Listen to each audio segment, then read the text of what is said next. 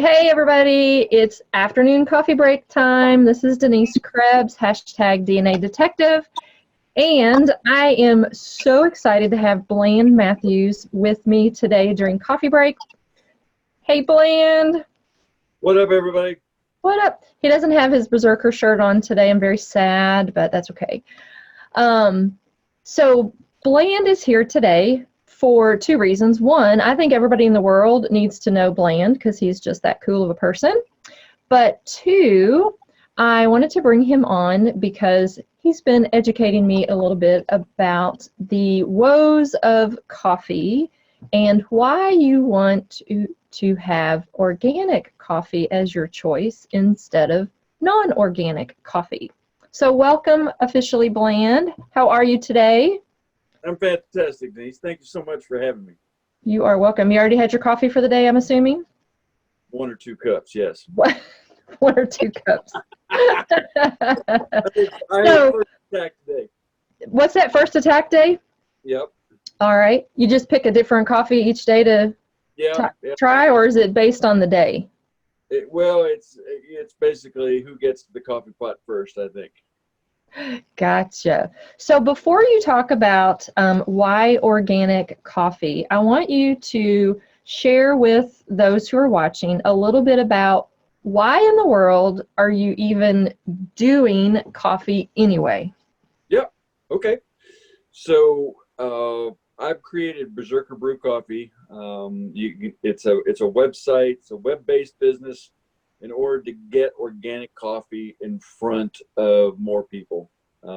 I've loved coffee most of my life. When I got the opportunity to create my own business, it was pretty short list of one of the things I'm going to do is I'm going to do coffee. Coffee to me has been there at some very key moments. Some real learning lessons have been over coffee. Some great business deals. Some of the best dates with my wife have been over early morning coffee when we're both exhausted from having small kids.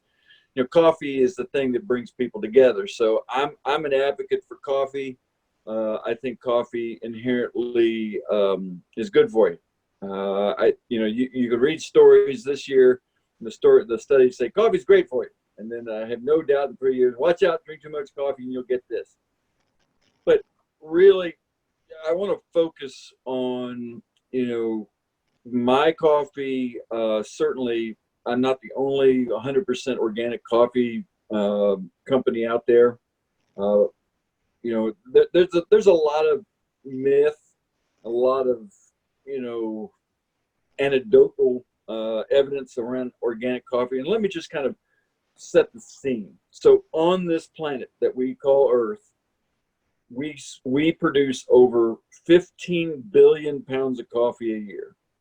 It's the most highly trafficked commodity on the planet behind crude oil. Its value is incredible.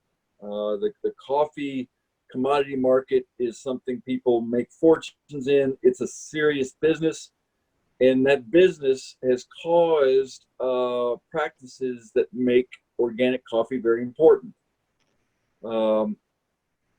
Okay, hang on, I'm going to stop you for a minute. So when you say practices, I'm assuming that you're not just referring to the drive-through said coffee shop and getting it. Yeah, this is the production of coffee. This is I want to go into the coffee business and make a fortune. How do I maximize my profits? How do I maximize my yield from that crop? On all those billions of pounds of coffee that I just spoke about, only 5% of that total is certified by some world organization as organic. And organic simply means, and we know what that means as a civilization, is basically it's not been treated with any chemicals that are not animal product. It's clean. And 5% of the coffee on the planet is organic. Well, I double dog dare you to drive down through any coffee shop part of any city in the world. I would say that most every coffee shop in America or around the world flashes a sign in the window and says organic coffee. So I started just trying to wrap my head around that and saying, okay, if 5% of the world's coffee is organic, how does everybody sell organic coffee? Well, there's some tricks there, and I just want to, I've only got a short, amount of time to kind of educate. You can say you or have organic coffee if some small portion of your inventory is organic. So imagine that you're in a coffee shop and you sell 100 pounds of coffee. Well, you can advertise that you have organic coffee as if 3 or 4 of that coffee is organic. You can put it on the sign in the window. You sell organic coffee. Now I challenge consumers of coffee to see if the coffee they're actually buying is organic, right? If you go through a drive-through, is that hot cup of Joe, is that organic, right? Because the sign outside in the window said organic, but you ordered, a large coffee with cream. What did you get? Organic coffee? Just ask your coffee producer if it's organic or not, because there's just not enough organic coffee for everybody to be getting organic coffee. That brings us to the question of, well, why do you want organic coffee anyway? It sounds like one of these things of, oh, not another health nut, or oh my gosh. So I started this by saying it's the number 2 traded commodity on the planet, billions of pounds. 95% of coffee is non-organic. It is the number 1 commodity on the planet for the usage of fungicides, herbicides, insecticides, and fertilizers in the world. We have turned a plant that inherently wants to be on a mountainside, under a tree, tucked into the shade, where it flourishes. We've turned it into corn, where it sits in the sun in rows, and it doesn't like that. So we have to kind of nurture that along. We have to water it, which brings mold. We have to fertilize it, which causes runoff. All of those chemicals have to go somewhere. So it's either going into the ground, going into the plant, going into the bean, going into the streams. People go, well, I wash my beans, right? Well, there's a debate. If you soaked, your beans, I read the list of pesticides and herbicides. My favorite one is thiodam. It's used against coffee cherry borers. It's a small insect that bores in and rots the coffee cherry. So a coffee bean is the pit of a cherry on the coffee plant. So this certain animal, this borer, drills a hole, rots out, eats the cherry, rottens the. So we put insecticide on it. Thiodam's my favorite because it is completely dangerous. There have been more deaths to the people picking the plants, right? Not even just the danger of people drinking the coffee. People die from handling the coffee in the fields because of these chemicals. And I just think there's a better way. Before we commercialize coffee and turned it into a commodity, coffee was organic. And I recommend you read up. There's plenty of studies out there. There are lists of the chemicals and fungicides and herbicides and pesticides being used all over the world, whether they're banned in Brazil or anything. It's just changing what we drink every day.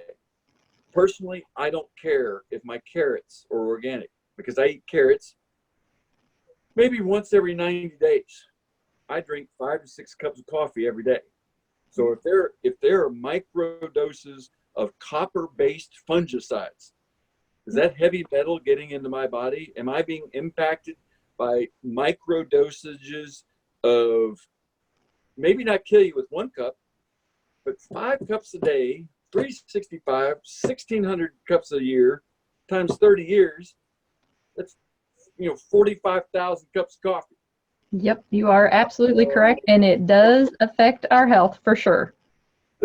So I really recommend to your viewers, check out what you're drinking in the morning. I recommend organic coffee because you drink it so much. You drink it, It does impact the flavor. People who drink Berserker Brew Coffee go, oh my gosh, it's so smooth. Well, part of that's the way I made it, but part of it is because you don't have any aftertaste. There's no bitterness due to alkaloid fertilizers or copper-based fungicides. All of that has never been touched. So I think I'll wrap up. I'm close to 10 minutes. You're pretty good. You got a minute to go. So that means I get to ask you a couple of questions. So, or I guess give you some kudos. So I personally am not a big coffee drinker.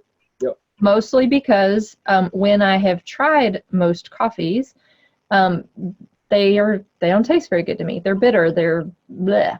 But I will say that one of the early meetings that I had with Bland, he brought his mobile tasting unit to our restaurant where we met, and I tried all of them and actually brought one home with me. So I got the iced coffee at the time that he had and put it in the refrigerator, and I drank on it for a couple of weeks, I guess, maybe longer than I should have, but it was good. And then the second thing is one of the claims to fame or focus points that Bland has with Berserker Brew is that you didn't even say this, his tagline is he wanted to make a coffee that was so smooth that an athlete didn't need cream or sugar. Because an athlete, well, anybody that's going to add all of the additional creams and sugars into their coffee is kind of negating the health that they may be trying to aspire to. Denise, thanks for bringing that up. I didn't want to use my time as just basically an infomercial about Berserker Brew, but I appreciate that. Coffee, people drink it for the caffeine. They drink it for, it's part of their morning ritual. Mm-hmm. It is something, that brings us together. I market to athletes because in my worldview, I'm still an athlete, even though I'm getting a little older.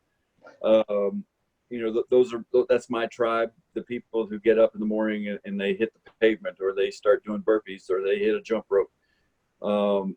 These people are serious about what they put in their body, what they eat. There's no sense in macros. There's no sense in watching your macros if you are putting 2 tablespoons of sugar in your coffee. Yeah, and I would argue that whether you're a hardcore athlete or a non-athlete or a daily, here and there athlete, I would argue that nobody needs to put all that additional toxins and sugar in their bodies. So with that, anything final thoughts, Bland? No, I appreciate the time. Your work is amazing, and reach out to me at contact@berserkerbrew.com if you got any questions about organic coffee or anything. I appreciate your time. Sounds good.